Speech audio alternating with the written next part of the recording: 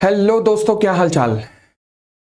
दोस्तों, मैं सी Amit Popli COC education के बिहाफ पर आप सभी सीएमए फाइनल के स्टूडेंट्स का आपके paper number 13 means corporate and economic law में बहुत बहुत स्वागत करता हूं। जैसे कि मैंने अभी नाम में जोर देकर कहा सीएमए फाइनल, इट मींस यहां पर जो भी डिस्कशन होगी वो केवल सीए फाइनल के पेपर के लिए होगी और सीएमए फाइनल के स्टूडेंट्स के लिए होगी। कोई और प्रोफेशनल कोर्सेज के स्टूडेंट इन क्लासेस को मत देखें, क्योंकि ये classes specially and specially design for CMA final students only है। पेपर का नाम corporate and economic loss, paper number 13 है आपका।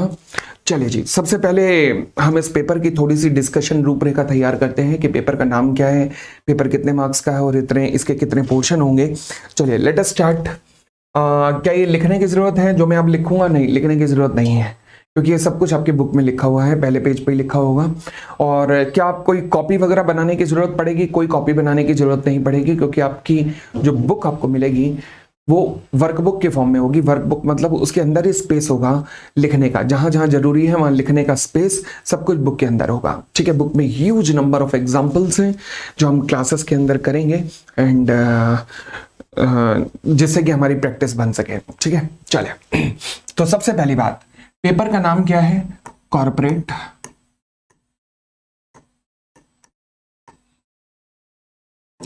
And economic law. नाम से पता लग रहा है कॉर्पोरेट एंड इकोनॉमिक लॉ का मतलब क्या हुआ यहां पर कि मैं कह सकता हूं कि दो दो तरीके के लॉज यहां पर आ रहे हैं, एक कॉर्पोरेट रिलेटेड और एक अदर इकोनॉमिक लॉ। ये तो दो तरीके के, दो डिफरेंट टाइप्स के लॉ मेरे सिलेबस में हैं। जो कॉर्पोरेट लॉज हैं उनकी वेटेज है 60 मार्क्स की, 60 मार्क्स की, और इकोनॉमिक लॉज की वेटेज है मेरे पास 40 मार्क्स की। ठीक हो गई इतनी बात? व्हेन आई से 60 मार्क्स, तो 60 मार्क्स में मेरे पास क्या क्या आता है? 60 मार्क्स में इंस्टीट्यूट ने मेरे सिलेबस में 3 बेसिक चैप्टर्स दिए हुए हैं। पहला, बेसिकली 3 चैप्टर्स दिए हुए हैं, I won't say basic chapters दिए हुए हैं, बट बेसिकली 3 चैप्टर दिए हुए हैं। बेसिक नहीं है, ये एडवांस लेवल पे पढ़ना, हमने ध्यान रखना। सीएमए फाइनल है, अब इसके बाद थोड़ा ना कहीं पढ़ना, और जिंदगी भर पढ़ते ही रहेंगे, विवाह कब कराएंगे फिर? समझ गए ना? तो चलिए, तो हमारे सिलेबस में है कंपनीज एक्ट 2013, हमारे सिलेबस में है इंसॉल्वेंसी एंड बैंक्रप्सी कोड। नाम सुना होगा, नहीं भी सुना तो कोई दिक्कत नहीं, क्या हो गया, हमारे सिलेबस में ही है 2016। और तीसरा हमारे सिलेबस में है कॉर्पोरेट गवर्नेंस, कॉर्पोरेट गवर्नेंस, ला ला ला ला ला ला गवर्नेंस। लो जी, तो ये तीनों मिलकर मेरा सिलेबस बनता है। कितने मार्क्स का बनता है? द आंसर है 60 मार्क्स का सिलेबस मेरा बनता है, ये तीनों मिलकर। ओके, फिर इकोनॉमिक लॉ में मेरे पास क्या क्या आता है? इकोनॉमिक लॉ में मेरे पास आते हैं टेन टेन, मेरे पास आता है पहला पेमा, दूसरा मेरे पास आता है SEBI,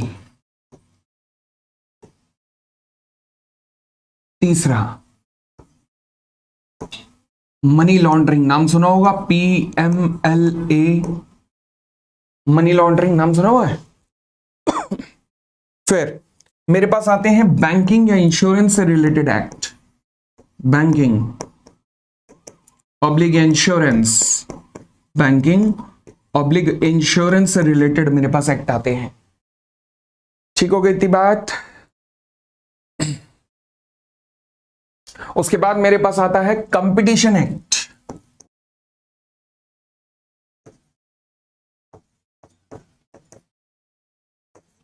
competition, banking insurance competition act, ये सब मेरे सिलेबस का पार्ट बनते हैं। तो ये मेरी 40 नंबर की जंग है जो मैं आपके साथ लड़ूंगा, और आपके साथ लड़ेंगे और जीतेंगे, और सीओसी एजुकेशन के थ्रू ये सारी की सारी क्लासेस होंगी। तो ये आपका 100 मार्क्स का सिलेबस बनेगा दोस्तों। ठीक है, लिख लिया तो अच्छा, नहीं लिखा तो भी बहुत अच्छा, बुक में सब कुछ दिया हुआ है।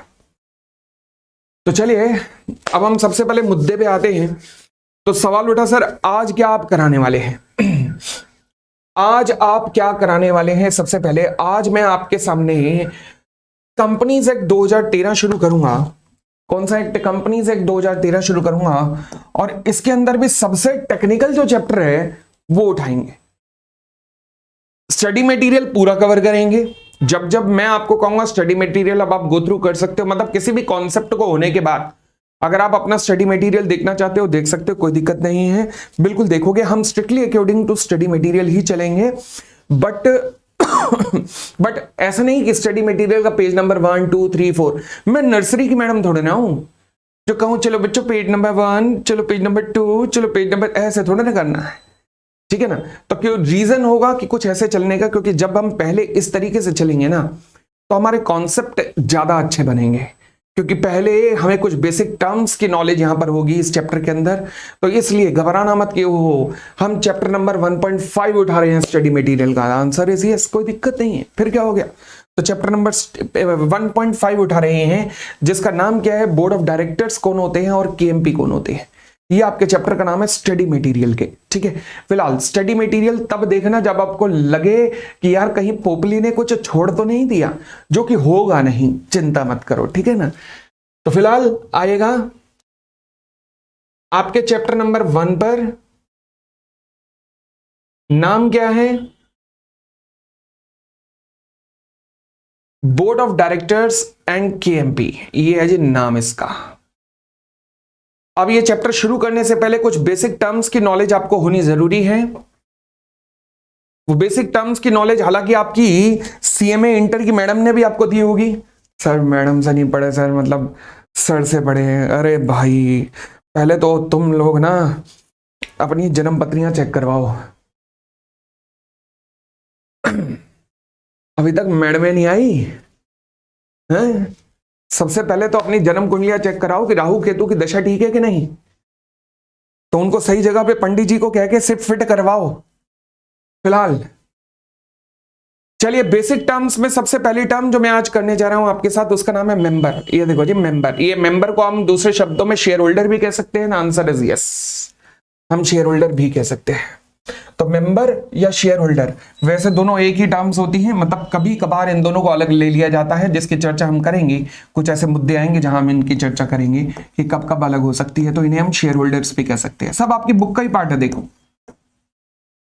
फिलहाल ये होते कौन है, मेंबर्स कह दो या शेयर होल्डर कह दो, मतलब बड़ी सीधी सी बात है कि जिनके पास शेयर्स होते हैं, जिनके पास कंपनी के शेयर्स होते हैं उन्हें शेयर होल्डर कहते हैं। बट लॉ में डेफिनेशन क्या लिखी है कि हर वो व्यक्ति जिसका नाम कंपनी के रजिस्टर ऑफ मेंबर में लिखा जाता है वो कंपनी का मेंबर कहलाता है।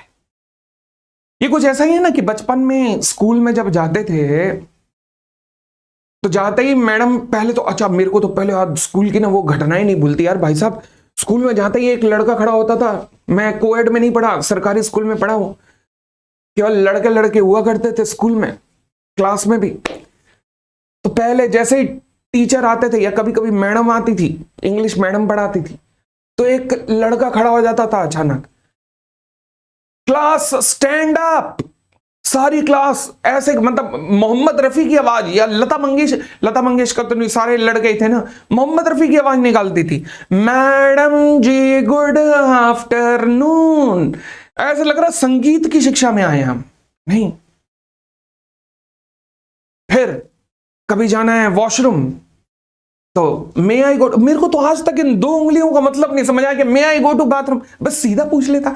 बट उस टाइम ऐसा सिखाया जाता था स्कूल में, मुझे नहीं पता कि तुम्हारे टाइम पे भी ये सिखाया जाता कि नहीं, बट हमारे टाइम पे तो ये सिखाया जाता था। बट फिलहाल उसके बाद क्लास में क्या होता था, वो जब मास्टर जी अटेंडेंस लेते थे, हाँ नथु, शंटी, बंटी, रामलाल, ये जो मास्टर जी के पास रजिस्टर होता था, क्या होता था, इस रजिस्टर में उनकी क्लास के सभी स्टूडेंट के नाम लिखे होते थे। दूसरे शब्दों में उनकी क्लास का स्टूडेंट कौन है जिसका नाम इस रजिस्टर पे लिखा हुआ है, उनकी क्लास का स्टूडेंट कौन है जिसका नाम मास्टर जी के इस रजिस्टर में लिखा हुआ है, वो सारे मास्टर जी की क्लास के स्टूडेंट हैं। सेम, बिल्कुल सेम कॉन्सेप्ट। कंपनी का मेंबर कौन है, हर वो व्यक्ति जिसका नाम कंपनी के रजिस्टर ऑफ मेंबर में लिखा हुआ है।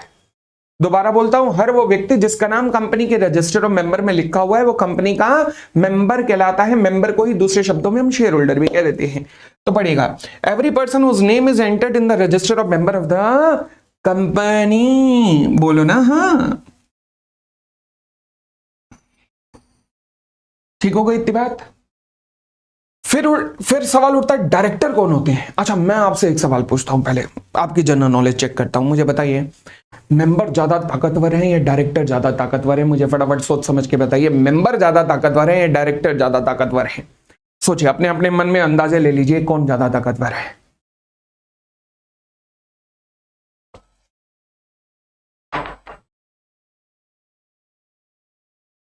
क्या कहेंगे? मुझे लगता है 50% कह रहे होंगे डायरेक्टर, 50% मेंबर। चलो देखते हैं। देखो जी, डायरेक्टर का अपॉइंटमेंट कौन कैसे होता है और कौन करता है और क्यों करता है? मेंबर कंपनी के मालिक कहलाते हैं। मालिक मतलब जिन्होंने कंपनी में कैपिटल लगाई है या पूंजी लगाई है। क्योंकि मेंबरों ने, शेयर होल्डर ने कंपनी में कैपिटल लगाई है तो इसलिए वो तो हो गए मालिक। तो ये कौन है? देखो जी, ऐसा होता है कंपनी में ना, हर एक डिसीजन मेंबर नहीं ले सकते। क्यों? क्योंकि रिलायंस इंडस्ट्रीज की बात करूं तो रिलायंस इंडस्ट्रीज के 32 लाख मेंबर हैं। कितने मेंबर हैं? 32 लाख है। मत जे 32 लाख। हाँ, लिस्टेड कंपनी है। लिस्टेड कंपनी क्या होती है समझेंगे हमारे सिलेबस में, अगर नहीं आता तो। तो रिलायंस इंडस्ट्रीज के 32 लाख मेंबर हैं, जो देश में भी है विदेशों में भी हैं।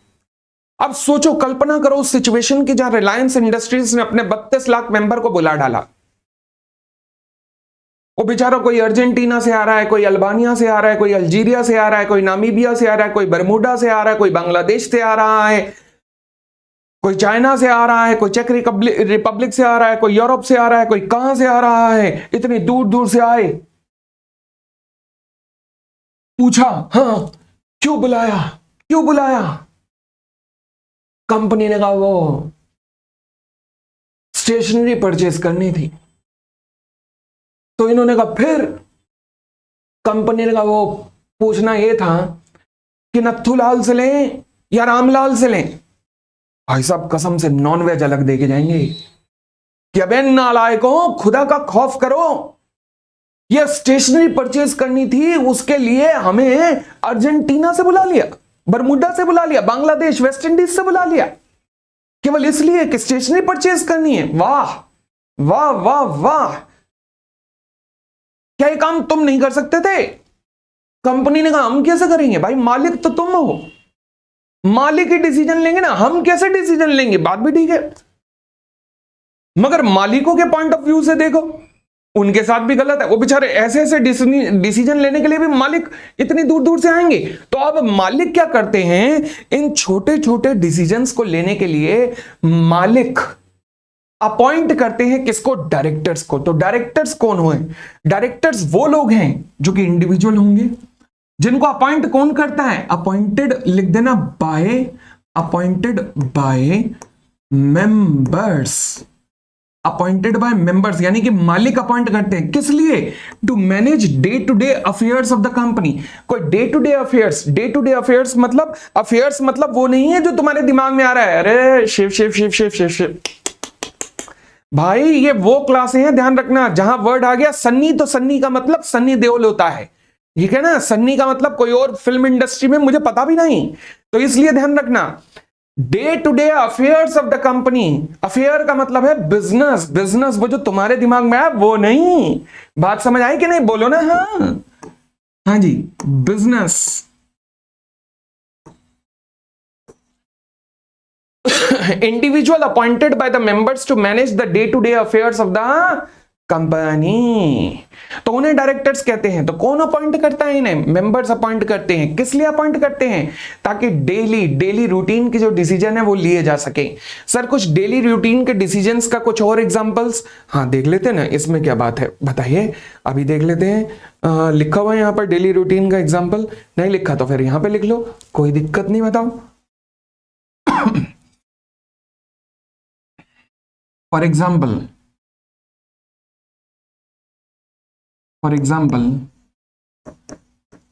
Purchase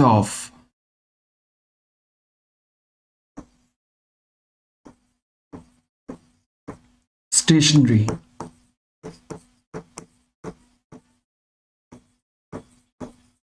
purchase of stationery, for example insurance,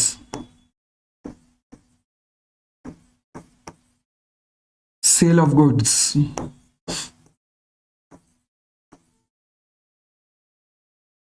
ऐसे बहुत सारे एग्जाम्पल जिनको हम 179 के अंदर, सेक्शन 179 के अंदर जो हमारे सिलेबस में है और जाके डेप्थ में पढ़ेंगे भी सही। ठीक है जी।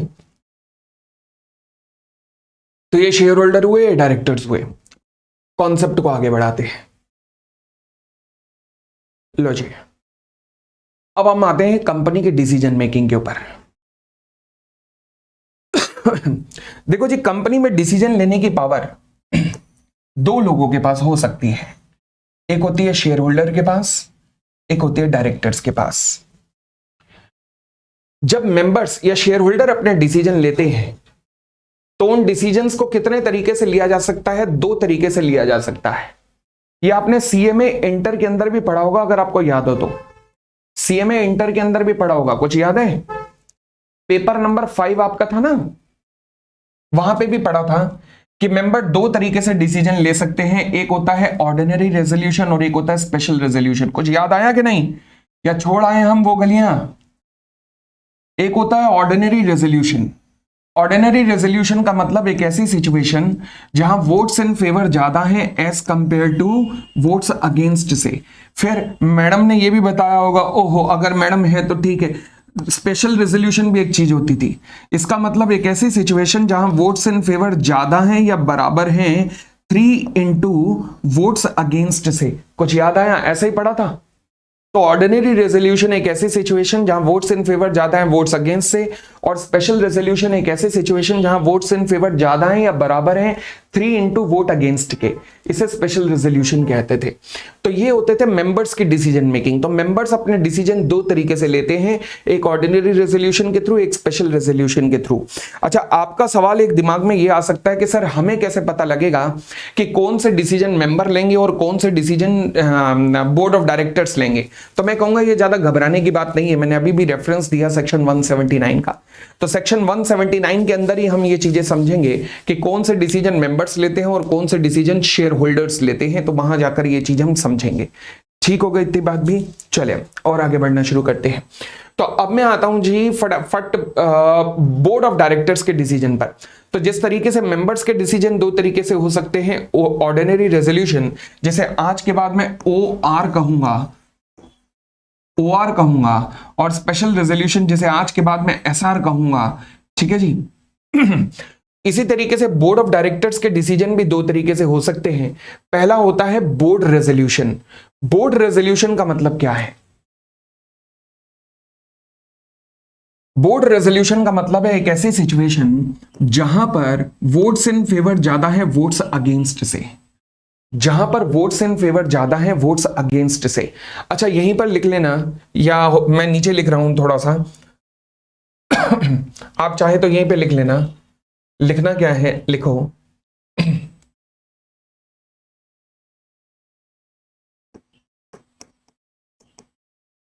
कैन वी से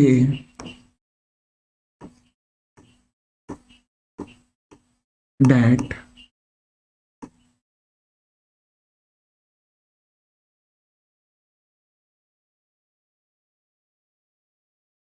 can we say board resolution as ordinary resolution by board of directors? क्या हम बोर्ड रेजोल्यूशन को ऑर्डिनरी रेजोल्यूशन भी कह सकते हैं? क्योंकि ऑर्डिनरी रेजोल्यूशन और बोर्ड रेजोल्यूशन की डेफिनेशन तो एक ही है। देखना जरा,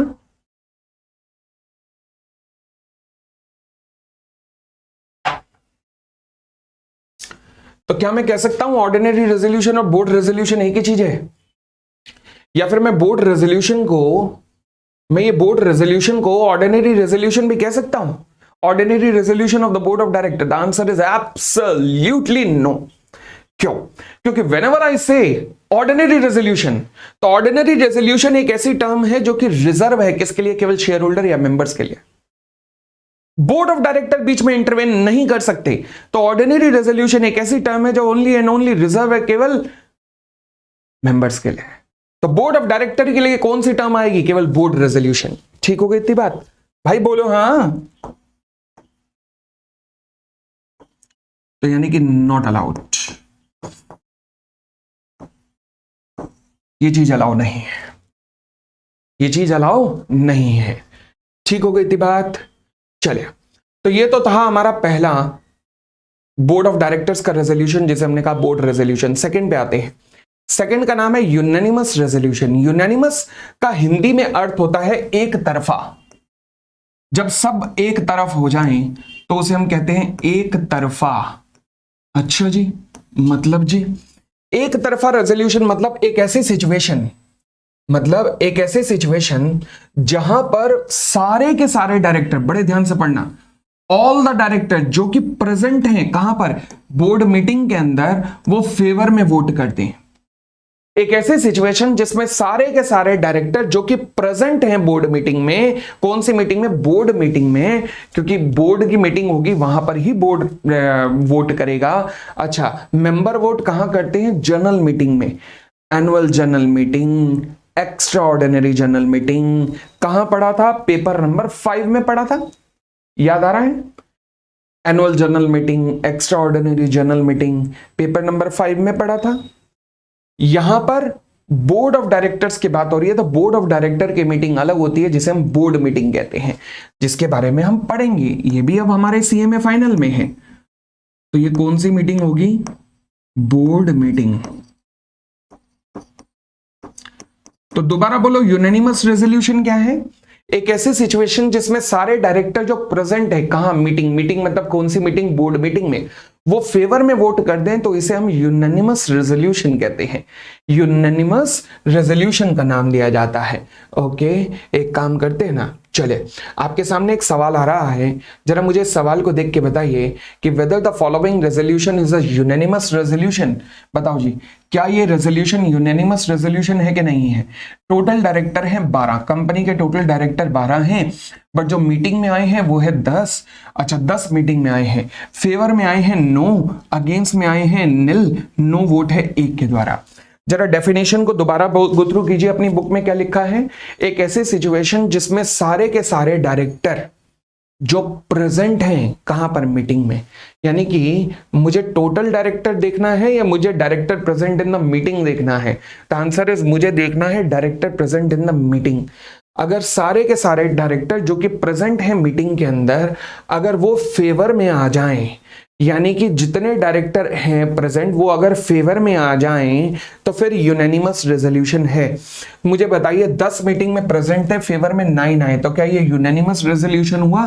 द आंसर इज नो, ये यूनानिमस रेजोल्यूशन नहीं हुआ। तो आप क्या कहेंगे कि unanimous resolution, unanimous resolution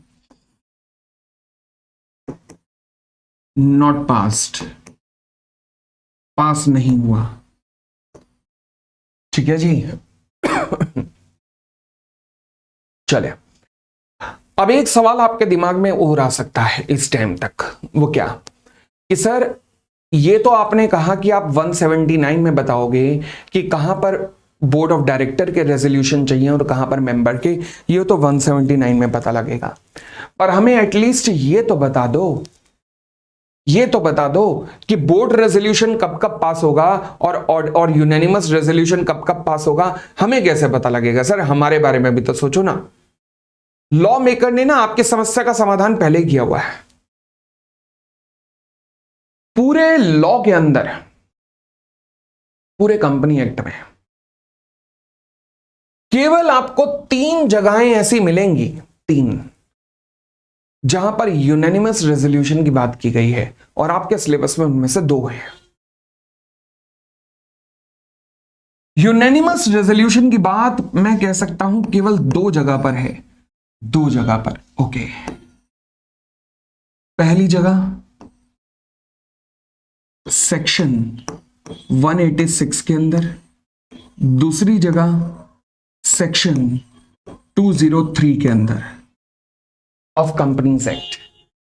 in दोनों को छोड़ दो तो बाकी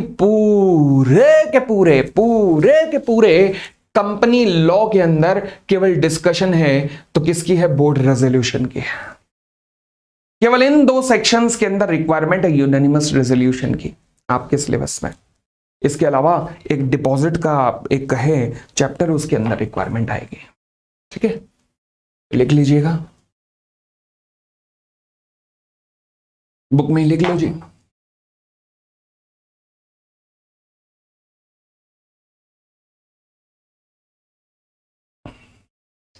आगे बढ़े।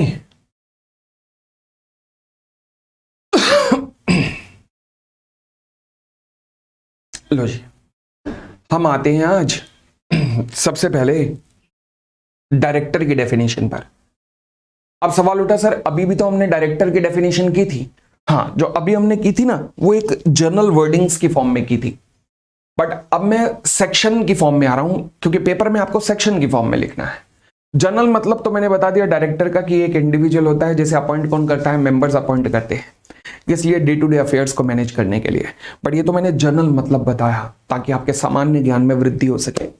परंतु अब हम समझने जा रहे हैं कि लॉ की डेफिनेशन क्या है, और आपको ध्यान रखनी है लॉ की डेफिनेशन। तो लॉ की डेफिनेशन सेक्शन 2 क्लॉज 34 में दी गई है।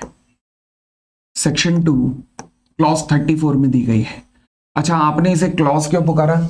आप आप सीओसी एजुकेशन के अगर यूट्यूब पेज पे ही जाएंगे ना, तो वहां मेरी क्लिपिंग मिलेगी आपको कि how to differentiate between clause and subsection. तो वहां देखिएगा, तो मैंने वहां सिखाया हुआ सारा कॉन्सेप्ट कि कब क्लॉज पढ़ा जाता है, कब सबसेक्शन पढ़ा जाता है। ये क्लिपिंग जरूर देखना, ठीक है। चलिए, फिलहाल सेक्शन 2 क्लॉज 34 डायरेक्टर का मतलब बताता है। क्या कहता है? कहता है डायरेक्टर कौन है? डायरेक्टर वो है जो कि बोर्ड ऑफ डायरेक्टर पर अपॉइंट होता है। दोबारा बोलता हूं, डायरेक्टर कौन है? डायरेक्टर वो है जो कंपनी के बोर्ड ऑफ डायरेक्टर पर अपॉइंट होता है। यानी कि हर वो व्यक्ति जो कि कंपनी के बोर्ड ऑफ डायरेक्टर्स पर है, वो कंपनी का डायरेक्टर कहलाता है।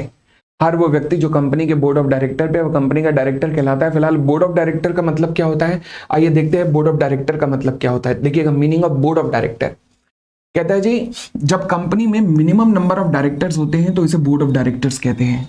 ओ my God, minimum number of directors मुझे बताओगे कितने होते हैं? सेक्शन 149 अभी आज ही की क्लास में शायद आएगा, वहां पे पढ़वाऊंगा। फिलहाल जब तक मैंने नहीं पढ़वाया, मुझे विश्वास है तब तक भी आपको पता है। प्राइवेट कंपनियों में कितने डायरेक्टर होते हैं? मिनिमम 2। पब्लिक कंपनियों में कितने डायरेक्टर होते हैं? मिनिमम 3। तो प्राइवेट कंपनियों में 2 डायरेक्टर होते हैं, पब्लिक कंपनियों में मिनिमम 3 डायरेक्टर होते हैं। ठीक हो कितनी बात? चलिए, तो जैसे ही मिनिमम डायरेक्टर्स किसी भी कंपनी में होते हैं, उसे बोर्ड ऑफ डायरेक्टर कहते हैं। कैसे मतलब? दिखेगा, कहता है जी ए लिमिटेड एक कंपनी है जिसके 3 डायरेक्टर्स हैं on the board.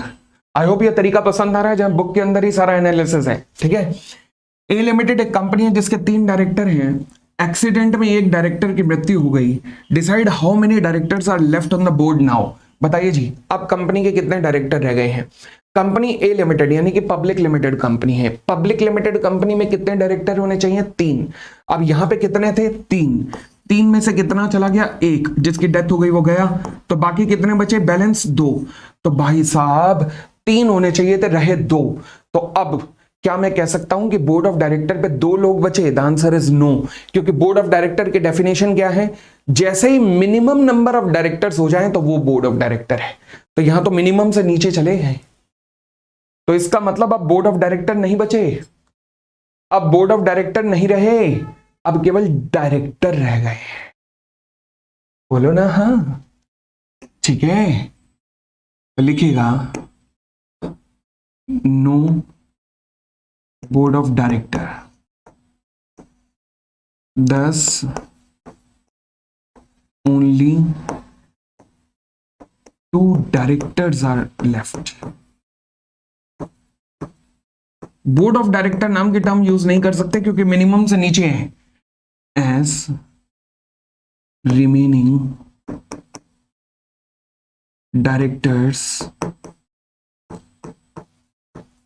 Are less than minimum, are less than 3। That is 3 क्या है? मिनिमम।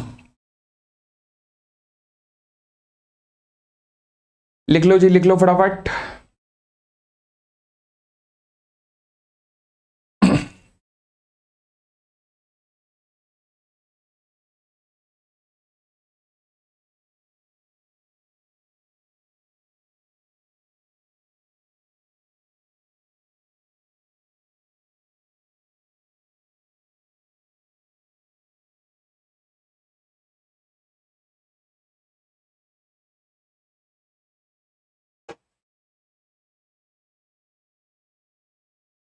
चलो जी, तो कथा को आगे बढ़ाते हैं। एंड कथा को आगे बढ़ाते हुए अब मेरे पास अगली डेफिनेशन एक आ रही है। डेफिनेशन का नाम है मैनेजिंग डायरेक्टर। मैनेजिंग डायरेक्टर क्या होता है? Again section 2 clause 54 managing director की डेफिनेशन बताती है कि मैनेजिंग डायरेक्टर कौन होता है। बहुत ज्यादा ये टर्म आगे यूज होने वाली है, तो ध्यान से समझना कि मैनेजिंग डायरेक्टर का मतलब क्या होता है। चलिए लेट अस अंडरस्टैंड। हाँ, वैसे आज से पहले सुना तो होगा, पक्की बात है, ऐसा तो है नहीं कि पहली बार सुन रहे हो मैनेजिंग डायरेक्टर। ये और बात है कि आज इन डेप्थ बहुत ही गहराइयों के अंदर जाके सीखेंगे कि इस व्यक्ति का मतलब क्या होता है। तो चलिए जी, देखना शुरू करते हैं। Managing director, tan tan tan. Section 2 clause 54 managing director की डेफिनेशन बताता है, और बताते हुए क्या कहता है? कहता है जी मैनेजिंग डायरेक्टर कौन है? मैनेजिंग डायरेक्टर कौन है जी? कौन है? लो जी,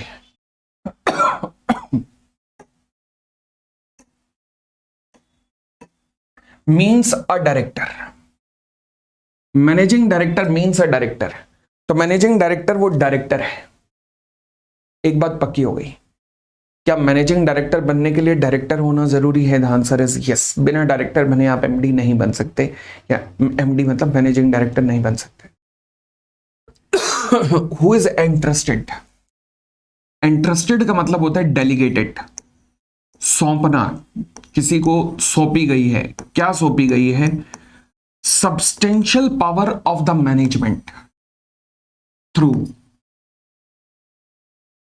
सब्सटेंशियल पावर, वर्ड सब्सटेंशियल का मतलब होता है बहुत ज्यादा।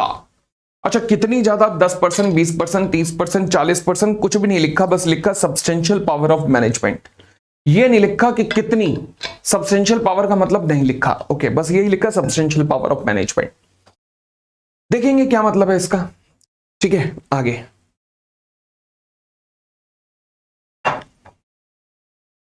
ये पावर उसे दी गई है, कहां से दी गई है?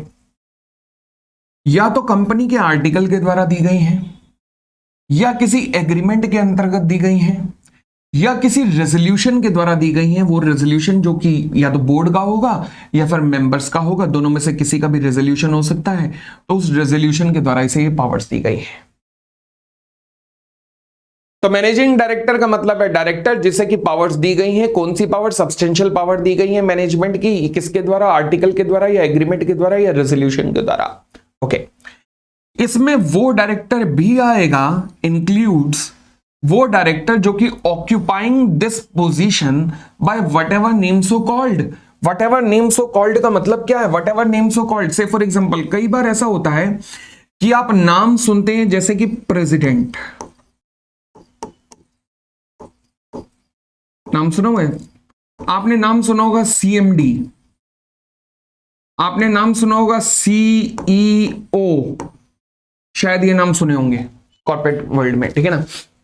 तो ये जो सीएमडी हैं, या फिर ये जो सीईओ हैं, या फिर जो प्रेसिडेंट हैं, क्या ये भी मैनेजिंग डायरेक्टर हो सकते हैं? लिखा तो है, कहता है हाँ हो सकते हैं, अगर उनके पास ये पोजीशन है, दिस पोजीशन। यहां पर ये जो वर्ड पोजीशन है ना, या पोजीशन का मतलब है पावर्स। तो यानी कि अगर प्रेसिडेंट या सीएमडी या सीईओ के पास ये वाली पावर्स हैं, कौन सी पावर? जो कि एमडी के पास होती हैं। अभी तक तो मुझे भी नहीं पता कौन सी पावर है, मुझे तो यही पता है बस सब्सटेंशियल पावर है। हाँ, तो वो वही कह रहा है अगर किसी प्रेसिडेंट के पास या सीएमडी के पास या फिर सीईओ, सीएमडी माने तो चीफ मैनेजिंग डायरेक्टर, जैसे रिलायंस इंडस्ट्रीज में मुकेश अंबानी का डेजिग्नेशन देखोगे, it is CMD, chief managing director है वो। अच्छा, अलग अलग डेजिग्नेशन है, पूछो मत। तो लोगों ने अपने अपने हिसाब से फैंसी नाम रख रखे हैं, और क्या, प्रेसिडेंट। अब कंपनी लॉ में तो ये वर्ड ही नहीं लिखा, सीएमडी कंपनी लॉ में तो ये वर्ड ही नहीं लिखा। आप कौन जाके समझाए मुकेश अंबानी साहब को कि भैया ये कहां से वर्ड उठा के लाए हो आप, बट फैंसी पन है। और क्या, सीईओ चीफ एग्जीक्यूटिव ऑफिसर, ठीक है ना। तो क्या कंपनी का प्रेसिडेंट सीएमडी या चीफ एग्जीक्यूटिव ऑफिसर भी एमडी हो सकता है? वो कहता है हां, अगर उसके पास एमडी की पावर है तो। क्या मतलब है कि देखो, कई बार ऐसा होता है कि कंपनी अपने जो सर्वोच्च नेता होते हैं, जो सर्वोच्च लीडर होते हैं, उसे एमडी नाम ना देकर इन नामों से पुकार लेती है। तो क्या मैं उन्हें एमडी फिर भी कह सकता हूं? हाँ, डिपेंड करेगा अगर उनके पास सब्सटेंशियल पावर ऑफ मैनेजमेंट है तो। ले देकर सवाल अभी तक एक ही जगह अटक रहा है, पूछो क्या? वो ये कि sir substantial power of management है क्या? कसम से ये बता दो बस, सब्सटेंशियल पावर ऑफ मैनेजमेंट है क्या, बस मुझे ये बता दो। बस वही तो मैं भी कोशिश कर रहा हूं समझाने की, वो है क्या। धीरे धीरे वहीं आने की कोशिश कर रहा हूं। चले फिर अब देखो जी, आखिर हम वहां तक पहुंच गए जहां सब्सटेंशियल पावर ऑफ मैनेजमेंट के बारे में कुछ लिखा हुआ है। काश यहां ये लिखा होता कि सब्सटेंशियल पावर ऑफ मैनेजमेंट क्या है। ये नहीं लिखा। यहां ये लिखा है कि सब्सटेंशियल पावर ऑफ मैनेजमेंट क्या नहीं है। क्या नहीं है? अच्छा, क्या नहीं है? वो कहता है कई बार ना आपके पास एडमिनिस्ट्रेटिव पावर्स आती हैं, लाइक बिल ऑफ एक्सचेंज को ड्रॉ करना, शेयर सर्टिफिकेट पे साइन करना, कॉमन सील लगाना।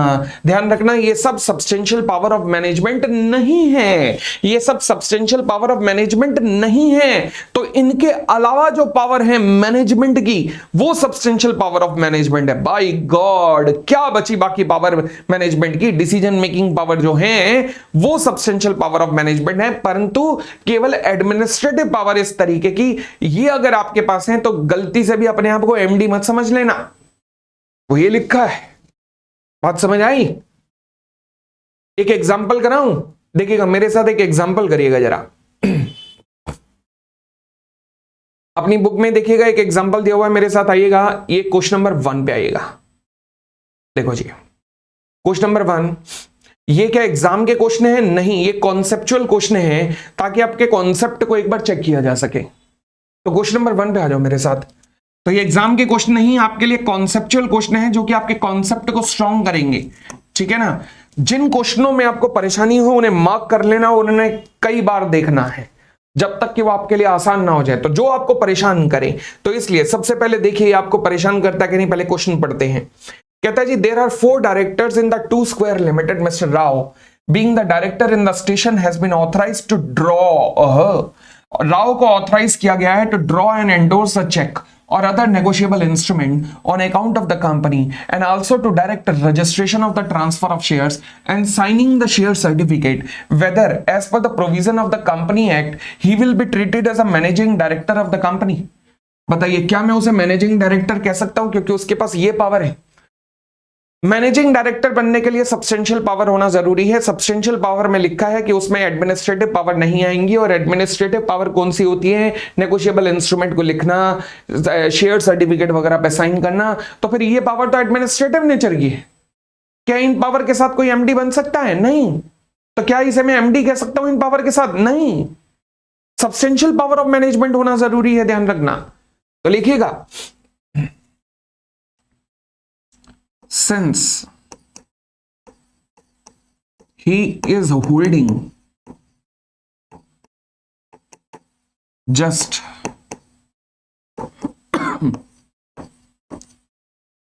an administrative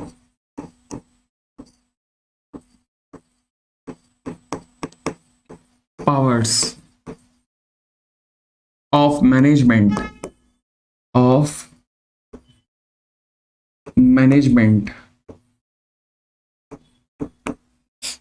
thus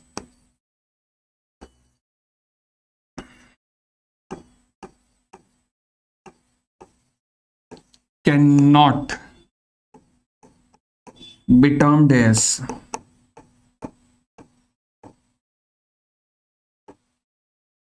MD। तो इसे मैनेजिंग डायरेक्टर नहीं कहा जा सकता। अगर पेपर में आ जाए तो सर हम बस ऐसे 2 लाइनें लिखाएंगे। देखो, मैं पेपर में लिखने के लिए तो अभी आपको सिखा भी नहीं रहा, वो तो जो आपके पास्ट ईयर के पेपर आए हैं ना, उनके थ्रू सिखाऊंगा कि कैसे आंसर को प्रेजेंट किया जाता है। जब मैं उनको सॉल्व कराऊंगा ना, तब उस टाइम सिखाऊंगा प्रेजेंटेशन भी, कि सीएमए के पेपर में, फाइनल के पेपर में किस तरीके से प्रेजेंट करके आना है। बट फिलहाल मेरा जोर केवल आपके और आपके केवल कॉन्सेप्ट बिल्डअप करने पे है। तो ठीक हो गई इतनी बात, कोई दिक्कत नहीं, आगे बढ़ सकता हूं।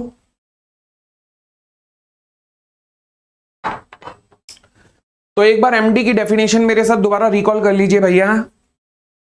सेक्शन 2 क्लॉज 54 कहता है एमडी कौन है? एमडी वो है जो कि डायरेक्टर जरूर होगा।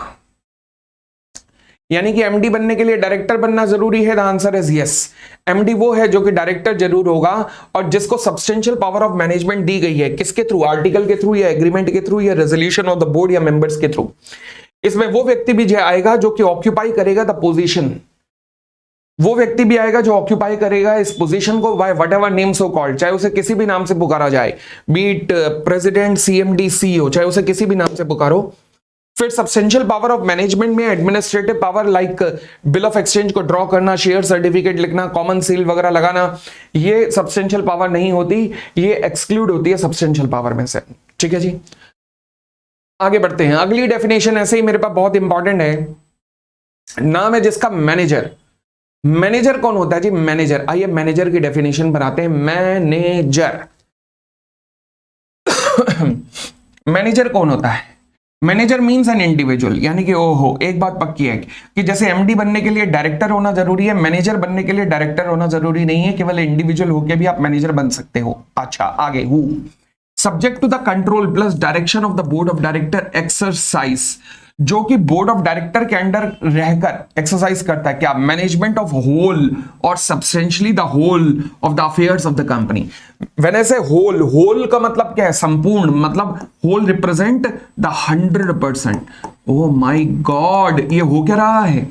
Substantially the whole, substantially the whole का मतलब ऑलमोस्ट 100%, ऑलमोस्ट 100%। तो मैनेजर वो इंडिविजुअल है जो कि बोर्ड ऑफ डायरेक्टर के कंट्रोल में या डायरेक्शन में काम करता है और जिसके पास मैनेजमेंट 100% या फिर almost 100% of the management of the affairs of the company है। Okay, also include the director और person occupying the position of manager by whatever name so called. फिर दोबारा, चाहे आप इसे प्रेसिडेंट कह लो या फिर सीएमडी कह लो या फिर सीईओ कह लो, आप किसी भी नाम से पुकार लो। हैं जी? हां, आप किसी भी नाम से पुकार लो, मगर अगर इसके पास मैनेजमेंट ऑफ होल या substantially of the whole of the affairs of the company है तो ये मैनेजर है, चाहे वो किसी भी नाम से पुकार लो। तो यानी कि प्रेसिडेंट हो, सीएमडी हो या सीईओ हो, क्या ये मैनेजर भी हो सकते हैं, एमडी भी हो सकते हैं? The answer is yes. Depend करता है कि अगर इनके पास सब्सटेंशियल पावर है तो ये एमडी है, और अगर इनके पास मैनेजमेंट ऑफ होल या सब्सटेंशियली द होल है, ये लाइन ध्यान रखना सबसे ज्यादा इंपॉर्टेंट लाइन है। पेपर में अगर मैनेजर की डेफिनेशन आ जाए और ये लाइन नहीं आती आपको, ये सेकंड वाली, तो बेटा वहीं से लोटा उठाना और सीधा हरिद्वार निकल जाना, जोर जोर से बोलना हर हर गंगे, बस गंगा मैया पाप माफ करो। ठीक है ना? ये लाइन इतनी ज्यादा इंपॉर्टेंट है, बोलो ना हाँ। तो अगेन अगर आपके पास होल या substantially the whole of the affairs of the company है तो फिर आप मैनेजर हो, और सब्सटेंशियल पावर है मैनेजमेंट की तो आप मैनेजिंग डायरेक्टर हो। ले देकर अब आया सबसे पेचीदा सवाल, जिसका सवाल का जवाब आप ही मुझे देंगे। वो ये कि मुझे बताइए कि मैनेजर और मैनेजिंग डायरेक्टर में से कौन ज्यादा ताकतवर है? टन टन टन, अब ये आपका एनालिसिस चल रहा है। बताइए मैनेजिंग डायरेक्टर और मैनेजर में से कौन ज्यादा ताकतवर है? बुक के अपने इस पेज पे आ जाइएगा। आपकी नजर में ज्यादा ताकतवर कौन है? क्या मैनेजर ज्यादा ताकतवर है या मैनेजिंग डायरेक्टर? दोनों की डेफिनेशन रिकॉल कर लो, कोई दिक्कत नहीं, रिकॉल करो फटाफट। और अब मुझे बताओ दोनों में से ज्यादा ताकतवर कौन है? सर नहीं पता लग रहा। अच्छा, नहीं पता लग रहा। चलिए, तो एक काम करते हैं ना, पता लगवाने के लिए ना मैं आपके सामने एक छोटी सी वीडियो क्लिप लाता हूं जो आपको बताएगी कि दोनों में से ज्यादा ताकतवर कौन है। शुरू करूं? चलिए आइए देखते हैं।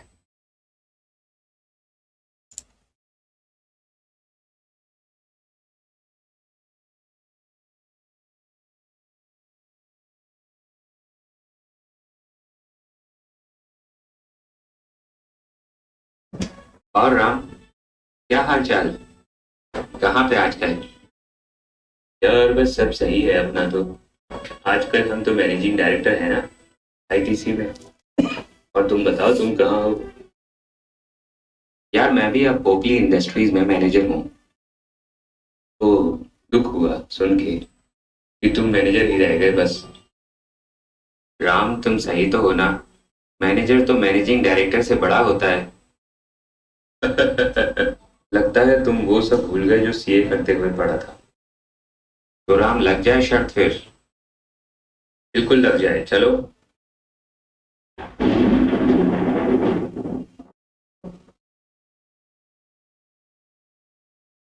नेहरू, राम बेटा, तुम गलत कह रहे हो। आप हैं कौन? हम हैं कंपनी लॉ। तो बताएं मैं गलत कैसे हुआ? बेटा राम, मैनेजिंग डायरेक्टर वो होता है जिसे या तो कंपनी के आर्टिकल के द्वारा, या फिर एग्रीमेंट के द्वारा, या बोर्ड ऑफ डायरेक्टर्स के द्वारा, और या फिर मेंबर्स के द्वारा अपॉइंट किया जाता है। सर ये बताइए कि बड़ा कौन हुआ, मैनेजिंग डायरेक्टर या मैनेजर? बेटा, बड़ा तो मैनेजर ही होता है। वो कैसे? बेटा, मैनेजिंग डायरेक्टर वो डायरेक्टर होता है जिसके पास सब्सटैंशियल पावर होती है मैनेजमेंट की। तो फिर तो बड़ा वही हुआ ना? नहीं बेटा नहीं। मैनेजर एक ऐसा इंडिविजुअल होता है जिसके पास लगभग सारी पावर होती है कंपनी के मैनेजमेंट से रिलेटेड। ये कंपनी लॉ हमें और ज्ञान दे। ये क्लियर नहीं हो रहा कि मैनेजर कैसे बड़ा हुआ। बेटा, एक तरफ जहां मैनेजिंग डायरेक्टर सब्सटेंशियल पावर्स रखता है, जिसका मतलब कंपनी में ऐसे कई लोग हो सकते हैं जो ये पावर रखे, वहीं दूसरी ओर मैनेजर लगभग सारी पावर्स रखता है। मतलब कंपनी में एक से ज्यादा तो मैनेजर हो ही नहीं सकता। दुनिया में कितना गम है, मेरा गम कितना कम है। जी, आशा करता हूं कि आपके कॉन्सेप्ट काफी स्ट्रांग हुए होंगे इस क्लिप के थ्रू। आपको पता लगा होगा कि दोनों में से कौन स्ट्रांग है। And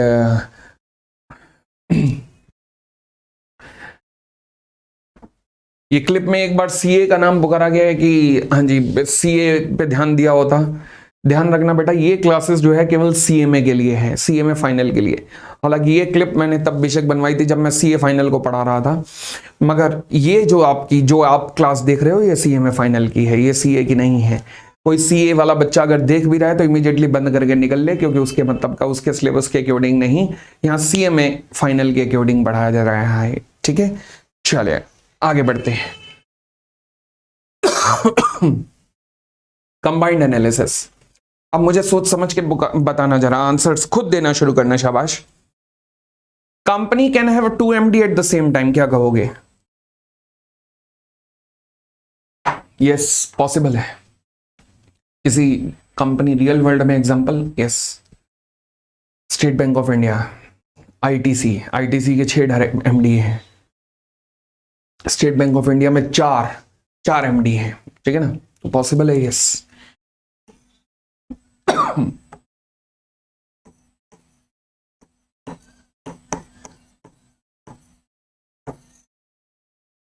allowed. क्या कंपनी में 2 मैनेजर हो सकते हैं? हो ही नहीं सकता। जब एक के पास 100 है तो दूसरे के पास कहां बची नहीं। अच्छा, मेरा सबसे पहला सवाल तो रह गया, कौन है एमडी और मैनेजर में से ज्यादा ताकतवर? तुमने एमडी सोचा था मगर आंसर मैनेजर निकला। सर कैसे हो गया ये? मैनेजर कैसे ताकतवर हो गया? मैं तो अपने मोहल्ले में मेरी ब्रांच का मैनेजर वो कंपनी के एमडी से भी ज्यादा ताकतवर है। ना मुन्ना ना, नहीं। जिनको आप पुकारते हो ना, वो ब्रांच मैनेजर है, वो फाइनेंस मैनेजर है, वो सेल्स मैनेजर है, वो मार्केटिंग मैनेजर है, वो फलाने डिबके मैनेजर हैं। परंतु जिस मैनेजर की हम कल्पना कर रहे हैं वो ऐसा व्यक्ति है जिसके पास कंपनी की 100% पावर है। सर कोई एग्जांपल दो ना बड़े कॉर्पोरेट वर्ल्ड में। देखो हमारे कॉर्पोरेट वर्ल्ड में मैनेजर शब्द को ना इतना तोड़ मरोड़ दिया गया है, इतना तोड़ मरोड़ दिया गया है, branch manager, finance manager, sales manager, marketing manager, ये मैनेजर, वो manager, trading manager, manufacturing manager कि इंडियन कॉर्पोरेट वर्ल्ड अब मैनेजर शब्द ही यूज नहीं करता। तो फिर हमारा कॉर्पोरेट वर्ल्ड कौन सा शब्द यूज करता है?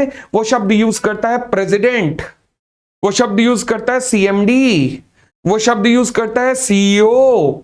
जैसे मुकेश अंबानी की अगर मैं बात करूं, सीएमडी हैं बट उनके पास 100% पावर है, तो एक तरीके से मुकेश अंबानी मैनेजर हैं कंपनी के, he is managing the whole affairs.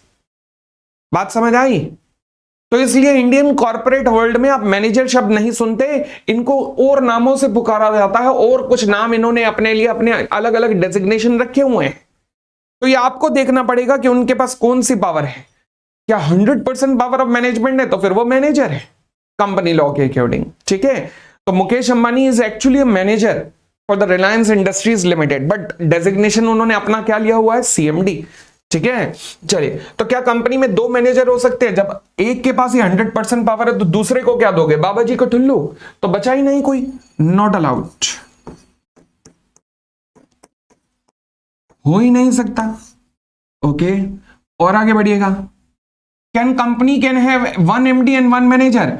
बहुत डेप्थ वाला सवाल है, बहुत आगे चल के सेक्शन 196 आएगा, वहां पढ़ेंगे, मगर हम आज ही पढ़ लेते हैं, इसमें क्या दिक्कत है? कमाल कर दी, बताओ, टैलेंट को चुनौती। क्या कंपनी में एक एमडी और एक मैनेजर हो सकता है? एक म्यान में दो तलवारें। जब मैनेजर के पास 100% पावर है तो एमडी के पास सब्सटेंशियल पावर कहां से दोगे? बची नहीं कुछ, क्योंकि 100% पावर तो इसके पास है, मैनेजर के पास। Not allowed. बट ये जो नॉट अलाउड है ना, इसे हम देखेंगे। नॉट अलाउड कहां पर देखेंगे? यही बात हमें लिखी हुई मिलेगी सेक्शन 196 के अंदर भी। सेक्शन 196 के अंदर भी यही बात हमें लिखी हुई मिलेगी। क्लियर हो गई इतनी बात?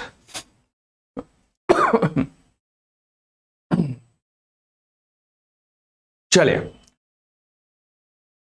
फिर कहता है mister D date is director है प्लस एमडी है ऑफ द कंपनी, उसने डायरेक्टर के रूप में रिजाइन कर दिया, क्या वो एमडी के रूप में कंटिन्यू कर सकता है? नहीं, क्योंकि एमडी बनने के लिए डायरेक्टर होना जरूरी है। सबसे पहली definition section 2 clause 54, direct MD means a director, तो हो ही नहीं सकता। नो, एज पर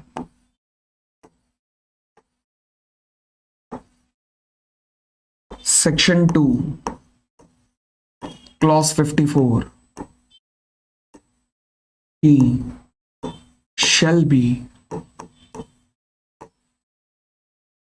director।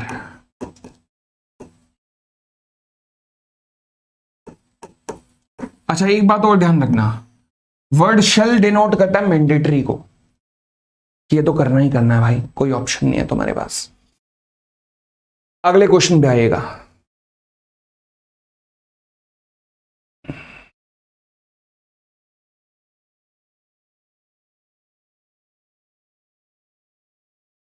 Mr. D, that is director and MD of the company, resigned as a MD. Whether he can continue as a director, इस पे तो कोई जरूरत नहीं, कोई दिक्कत नहीं है। मैंने कहा MD बनने के लिए डायरेक्टर बनना जरूरी है, बट डायरेक्टर बनने के लिए MD बनना तो जरूरी नहीं है। आप डायरेक्टर हो सकते हैं, चाहे आप MD ना भी हो तो चलेगा, वही लिखा है ये। हाँ, पोपली, अरे पोपली, क्या हो रहा है? Yes, no such restriction.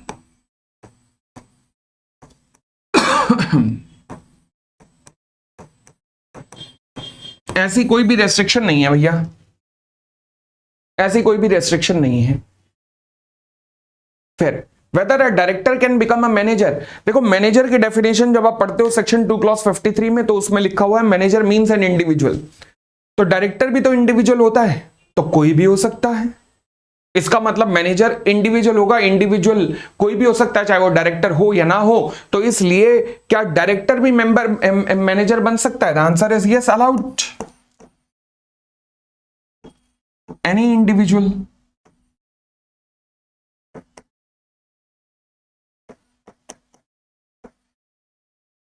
Can become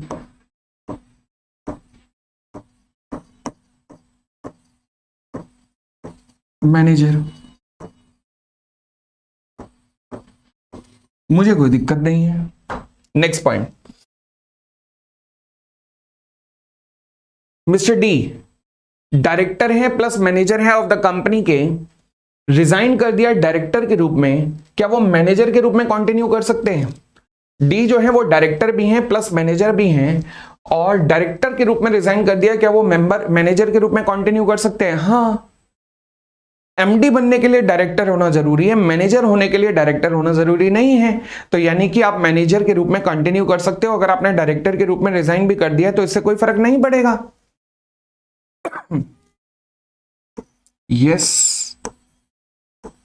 since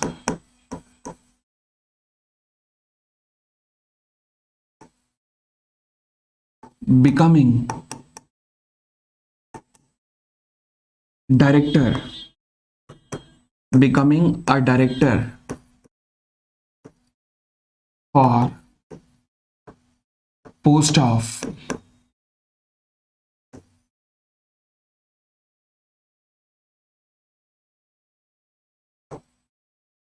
manager is not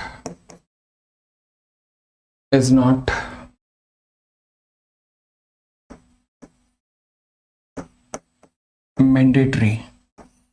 तो ये मैंडेटरी नहीं है, ठीक है ना। चलो जी और आगे बढ़ते हैं।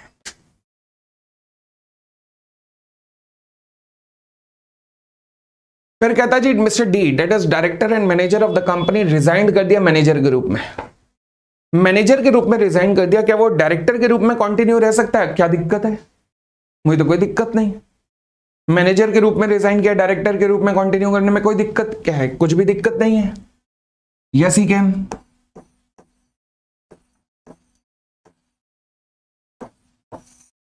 अब सारे सवाल जो आपने किए हैं एक बार अच्छे से गो थ्रू करके देखो और बताओ, कॉन्सेप्चुअल अंडरस्टैंडिंग बढ़ी एमडी और मैनेजर के कॉन्सेप्ट पर, हाँ या ना?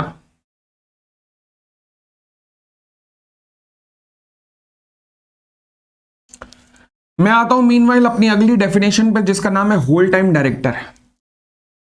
अगर आप इसे धीरे धीरे हिंदी में पढ़ोगे ना, होल मतलब सारे समय का डायरेक्टर, सुबह से शाम तक जो कंपनी में ही रहता है।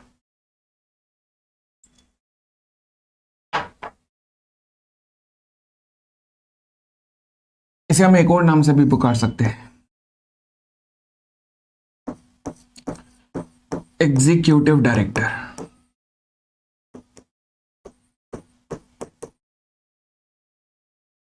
इसे हम लोग एग्जीक्यूटिव डायरेक्टर के नाम से भी पुकार सकते हैं, एग्जीक्यूटिव डायरेक्टर, ठीक है। तो इसमें क्या आता है, कौन है? कहता है executive director includes a director in the whole time employment of the company, यानी कि वो जो कंपनी के होल टाइम एम्प्लॉयमेंट में होते हैं, मतलब पूरा वक्त कंपनी में ही रहते हैं, इन्हें एग्जीक्यूटिव डायरेक्टर या होल टाइम डायरेक्टर कहते हैं। ठीक होगी इतनी बात? आएगा। ये पेज पूरा हो गया, ये पेज पूरा हो गया, क्वेश्चन भी कर लिया हमने। अच्छा, एक डेफिनेशन जरा मेरे पास रह गई है, उसे देख लेते हैं। केएमपी की मैनेजरियल पर्सनल, की मैनेजरियल पर्सनल, ये क्या डेफिनेशन है? हालांकि ये डेफिनेशन एक्चुअल में तो तब समझ आती है जब मैं सेक्शन 203 करता हूं। सेक्शन 203 जाकर जब मैं करूंगा तब एक्चुअल में ये डेफिनेशन समझ आएगी, बट फिलहाल इसका नाम क्या है, फिर भी इसका मतलब क्या है? चलिए जी, कोई दिक्कत नहीं, समझना शुरू करते हैं। केएमपी लिखना मत, केवल समझने पे गौर करना। मान लीजिए मेरी कंपनी है जिसका नाम है पोपली गारमेंट्स लिमिटेड। अच्छा, एक बात मैं वैसे अपने बारे में बताया नहीं कुछ खास, तो मैं बता देता हूं कि मैं ड्राइंग सीखा हुआ हूं और मेरी ड्राइंग की बड़ी तारीफ करते हैं। जो भी बच्चे पढ़ते हैं बड़ी तारीफ करते हैं। कहते हैं जब सर आप ड्राइंग बनाते हो ना तो ऐसे लगता है कि एकदम 3D टाइप लगती है, जैसे बिल्कुल सामने ही वो शख्स खड़ा हो गया है। बड़े चर्चे हैं मेरी ड्राइंग के, शायद तुमने ना सुना हो। और मैं दो प्राणी ऐसे बनाता हूं जिसके चर्चे काफी दूर दूर तक हैं। एक है चेतक नाम का घोड़ा और एक है कामधेनु नाम की गाय। तो आपके सिलेबस में भी आएंगे कहीं ना कहीं, तो मैं ऐसा बनाऊंगा जरूर। बट फिलहाल ये बताना इसलिए जरूरी था कि मान लीजिए जैसे इंडिया है,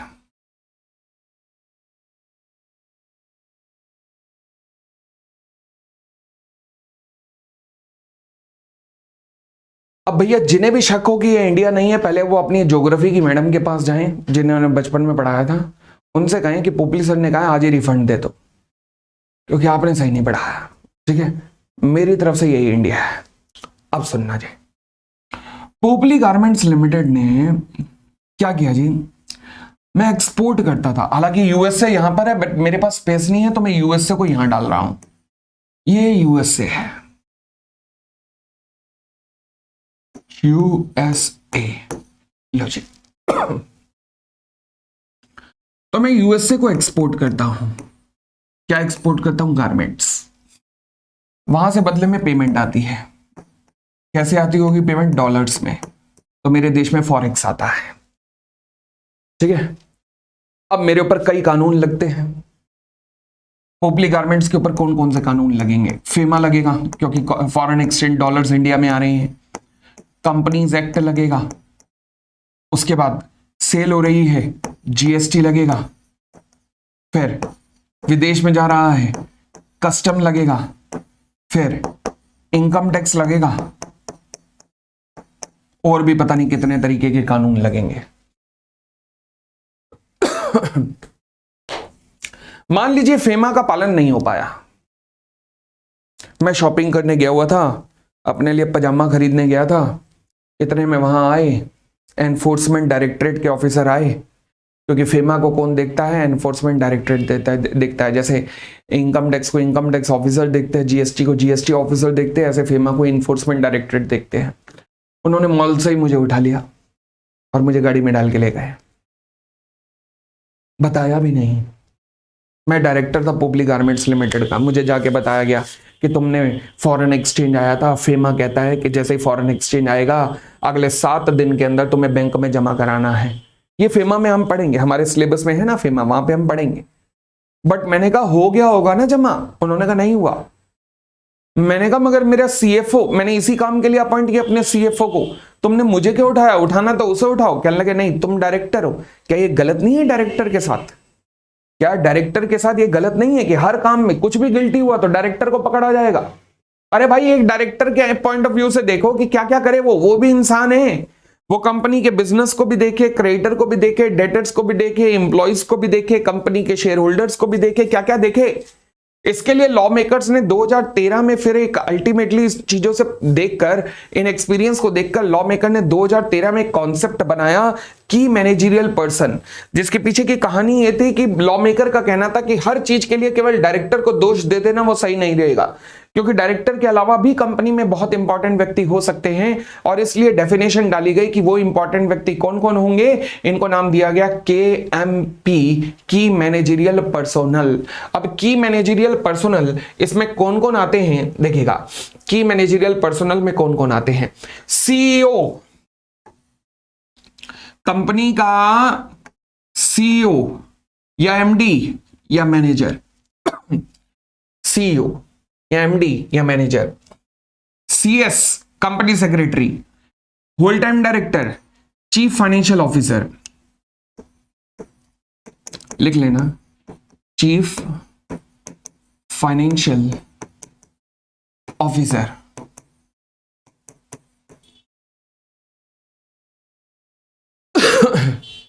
अच्छा, कई अपने को ढूंढ रहे होंगे सर CMA कहां है? ये सीएफओ, ये भी तो सीएमए ही होते हैं। सीएफओ पोस्ट कैसे मिलती है? तो आप सीएओ या सीएसओ या सीएमए हो तो ऐसे ही मिलती है, और क्या, ठीक है ना। फिर आगे कहता है such other officer not more than one level below the director who is in the whole time employment designated as a KMP by the board. Oh my god, ये क्या मतलब है?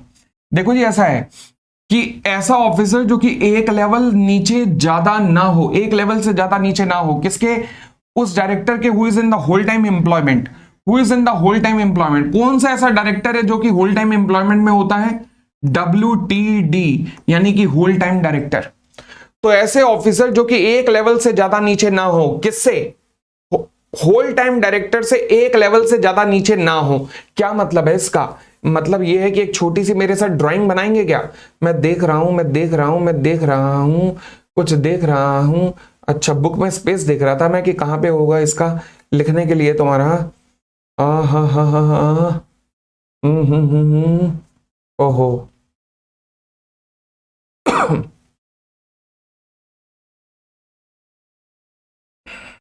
हाँ जी, ज्यादा ही नीचे चला गया क्या? बताओ, बुक ही लग रहा है सबसे नीचे चली गई है। आजा तुझको पुकारे मेरे गीत रे मेरे। लो जी, आ गया। हाँ हाँ हाँ, ये देखो जी, यहां पे स्पेस होगा थोड़ा सा, इस क्वेश्चन के बाद स्पेस है ना, बस यही तो ढूंढ रहा था मैं।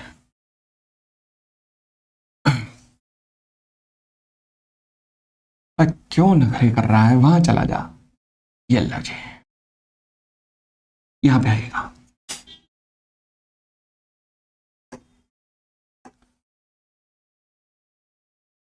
देखो जी, ये कंपनी की हायरार्की होती है।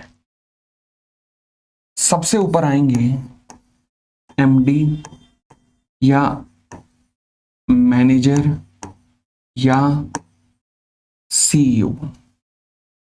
CEO ये सबसे ऊपर आएंगे, जो नॉर्मली एक ही होता है। फिर यहां पर आते हैं होल टाइम डायरेक्टर, वो इनसे नीचे होते हैं। फिर ये एक कैटेगरी आती है, होल टाइम डायरेक्टर से एक लेवल नीचे भी बड़े गजब के ऑफिसर्स आते हैं। लाइक आपने नाम सुना होगा, बिजनेस हेड, नाम सुना है? VP, functional head,